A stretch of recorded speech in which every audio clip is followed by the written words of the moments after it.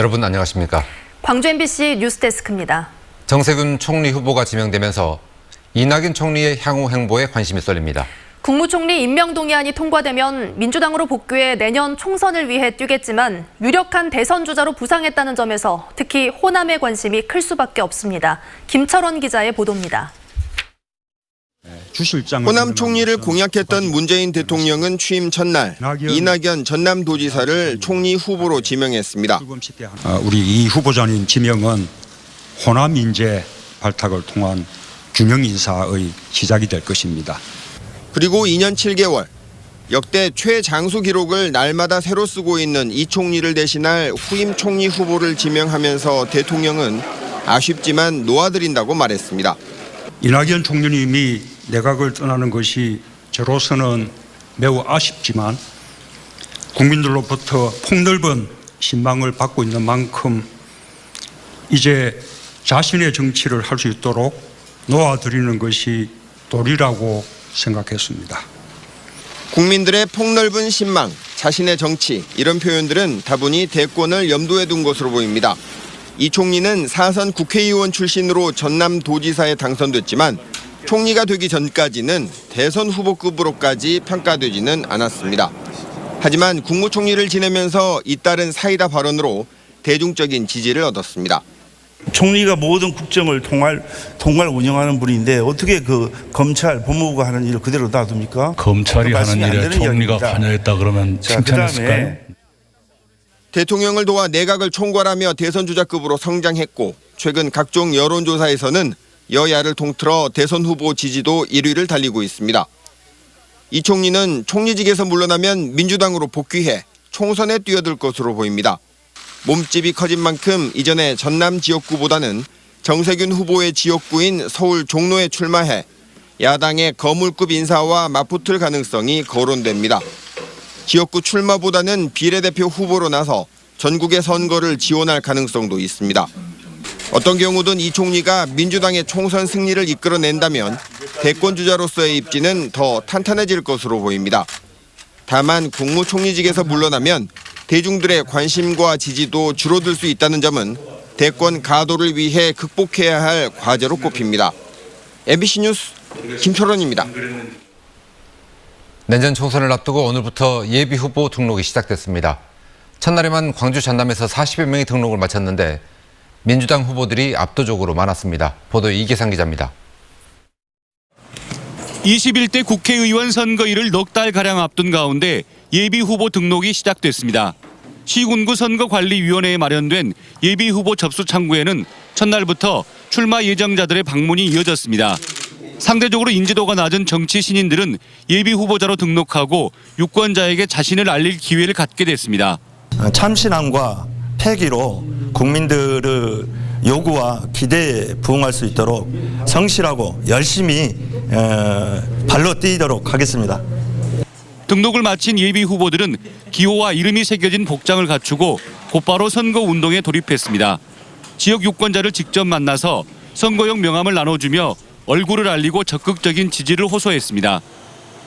차량 통행이 많은 큰 도로나 교차로 빌딩에는 예비 후보들이 일찌감치 사무실을 선점해 문을 열었습니다. 지역의 골목에서 그리고 상가에서 시민들과 함께 호흡하고 그들의 뜻이 정치에 제대로 반영되도록 최선을 다하겠습니다. 국회가 선거법 개정을 마무리하지 못해 여전히 선거구 획정 기준이 정해지지 않았지만 광주 전남 지역 선거구에 큰 변화가 없을 거라는 전망이 우세하면서 예비 후보들은 지역구에서 소신껏 선거운동을 펼치고 있습니다. 감사합니다. 한편 예비 후보 등록 첫날 광주 전남 지역에서는 42명이 예비 후보 등록을 마친 것으로 집계됐습니다. MBC 뉴스 이계상입니다. 광주형 일자리의 기본 전제는 노사 상생입니다. 그런데 이 전제가 흔들리고 있습니다. 노동계가 더 이상은 들러리 서지 않겠다며 다음 주로 예정된 공장 기공식에도 불참을 선언했습니다. 송정근 기자가 보도합니다. 지난달 진행된 주식회사 광주 글로벌모터스 사무실 개소식에도 일자리위원회 부위원장과 글로벌모터스 대표이사가 참여한 상생형 지역 일자리 워크숍에도 노동계는 참여하지 않았습니다. 그리고 다음 주로 예정된 광주 글로벌모터스 기공식에도 역시 노동계는 불참을 선언했습니다. 더 이상 말뿐인 노사 상생형 일자리에 들러리를 설 수 없다는 판단으로 보입니다. 지난 9월 광주 글로벌모터스와 광주시 측에 시민 자문위 구성과 노동이사제 도입 등 4가지 조건을 수용해 줄 것을 요구했지만 받아들여지지 않고 있기 때문입니다. 노사 상생이라는 당초 취지가 위협받는다는 노동계 주장에 대해 광주시는 법인이 출범한 만큼 노동계 요구사항은 이제 법인이 풀어야 할 문제라는 입장입니다. 그렇지만 노동계가 이탈하게 되면 노사 갈등 조정과 협정서 이행 여부 감독 등 역할 수행에 차질이 생길 수 있습니다. 독자 법인이니까 거기에서 운영 문제를 알아서 할 거다. 이렇게 이야기를 한다라고 했을 때는 강주시가 노사 상생형 일자리, 강중 일자리에 대해서 기본에 대한 생각을 아예 안 하고 있다. 광주시는 이에 대해 아직까지는 노동계와 구체적으로 협상을 진행할 계획은 없다면서도 사업에 도움이 되는 방향으로 행정을 펼치겠다고 말했습니다. 물갈이 그때 연구하는 거 저는 다 알고 있고요. 계속 대화의 접점을 찾도록 해야죠. 노동계와 광주시의 관계가 삐걱거리면서 전국 최초의 노사민정 상생 모델인 광주형 일자리에도 악영향이 우려되고 있습니다. MBC 뉴스 송정근입니다.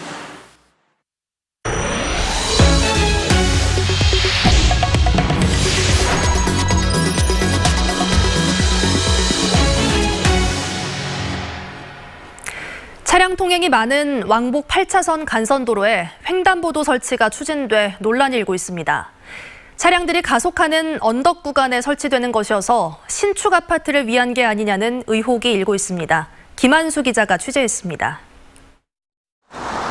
목포시의 왕복 8차선 백년대로 하루 만여 대의 차량이 통과하는 목포 시내 주요 간선도로로 언덕 구간이어서 제한 속도 60km를 넘어 과속하는 차량이 많습니다. 최근 도로를 따라 신축 아파트가 들어서면서 육교가 철거되고 대신 횡단보도가 놓이고 있습니다. 근처 협의할 때 그 철거 의견이 나왔고 저희들 목포시도 지금 현재 육교 부분을 철거를 지금 하고 있는 시기거든요. 문제는 도로의 횡단보도 위치.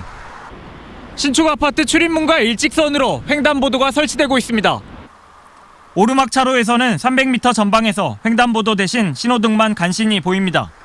언덕을 오르는 차량들은 가속하는 구간이고 반대 차선에서는 정상을 지나 내리막 구간에 걸려 속도를 줄이지 못합니다. 불과 20m 앞에서야 횡단보도를 지나는 사람이 발견돼 사고 우려가 높습니다. 근데 나 거기서 나도 안전사고가 한번 났어요. 앞차가 이제 저기서 신호가 이렇게 쫙 밀려갖고 능선에서 딱 서니까 나도 이제 모르고 그냥 막 가다가 거기서 급정거를 하니까. 신축 아파트에서는 건축 과정에서 육교 철거를 요구했고 횡단보도는 건너편 아파트 대표회에서 경찰에 요청했습니다.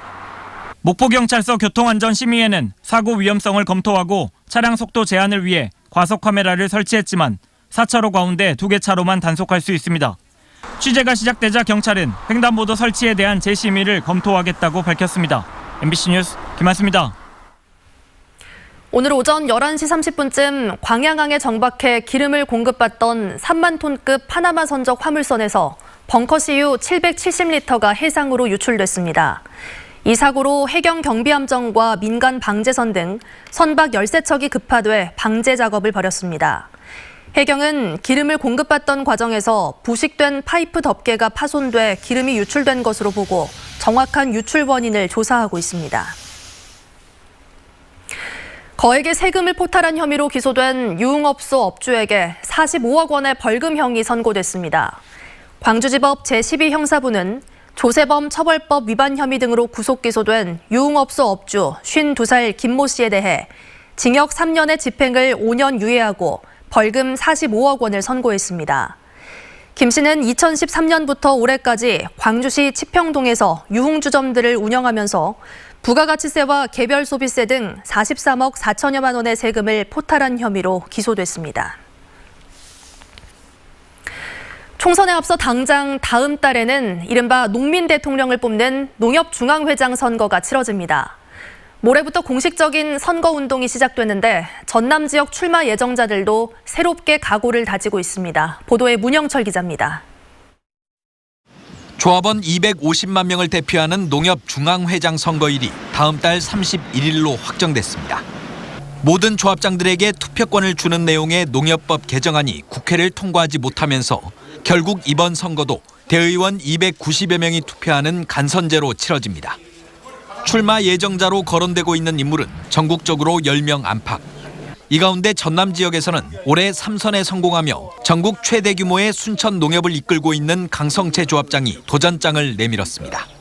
더 큰 변화를 해야 된다고 생각을 합니다. 중앙에도 알고 지역 농협도 알고 큰 조합 잘 운영했고, 여기에 미국 종합처리장 전국협의회장을 맡고 있는 오선의 문병환 보성농협조합장도 출판 기념식을 시작으로 본격적인 선거 레이스에 뛰어듭니다. 순수한 농업인 출신이 회장직을 수행하면서 농업인들에게 좀 돌려줘야 되겠다, 이런 생각을 가지고. 이번부터는 예비 후보자 제도가 도입돼 선거운동 기간이 한 달가량 늘었습니다. 다만 직전 중앙회장 선거 당시 1차 투표에서 1위를 차지한 경기도의 이성희 조합장을 포함해 중량감 있는 인사들의 출마가 예정된 데다 경북 등 일부 지역의 대의원 수가 상대적으로 많은 점 등을 고려하면 전남 지역 출마자들의 부담은 만만치 않습니다. 이 때문에 강성채, 문병환 조합장 양측은 후보 단일화의 필요성에 공감하며 가능성을 열어두고 있지만 아직 구체적인 논의는 없는 상황.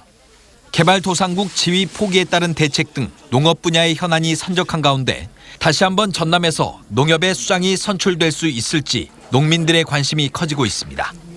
MBC 뉴스 문형철입니다.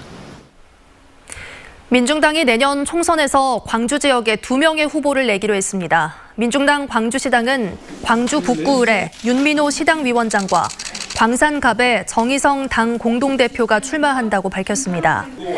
민중당은 21대 총선에서 1% 기득권 세력들의 협박에 겁먹지 않고 불평등 세상을 갈아엎는 혁명의 문을 광주 시민과 함께 열겠다고 강조했습니다. 광주예술고등학교의 내신 성적 산출 방식을 놓고 논란이 일고 있습니다. 광주예고는 음악과 미술 등 5개 학과를 합쳐 내신 성적을 매기는 통합 산출 방식을 2년 반 만에 백지화하고 내년부터는 학과별로 내신 성적을 분리 산출하기로 했습니다. 이에 대해 일부 학부모들은 올해부터 분리 산출이 가능했고 다른 지역에서도 분리 산출하고 있다며 현재 1학년 학생들에게도 소급 적용하라고 요구하고 있습니다. 광주 민간공원 사업 특혜 의혹으로 구속 기소된 이정삼 광주시 전 환경생태국장에 대한 보석 청구를 법원이 받아들이지 않았습니다. 광주지법 박남준 부장판사는 공무상 비밀 누설과 직권남용 권리행사 방해 등의 혐의로 기소된 이 전 국장의 보석 청구를 검토한 결과 증거를 인멸했거나 인멸할 염려가 있다며 기각했습니다. 이 전 국장은 법원에 지난달 1일 구속적부심을 청구했지만 기각된 데 이어 이번 보석 청구도 기각됐습니다. 전라남도가 미세먼지 대책으로 2023년까지 전기자동차와 충전소 보급을 대폭 확대합니다. 전라남도는 전기자동차 구매 시 보조금을 시군비 10%에서 20%로 확대하고 내년부터 도 자체 사업으로 한 대당 보조금 360만 원을 지원하기로 했습니다.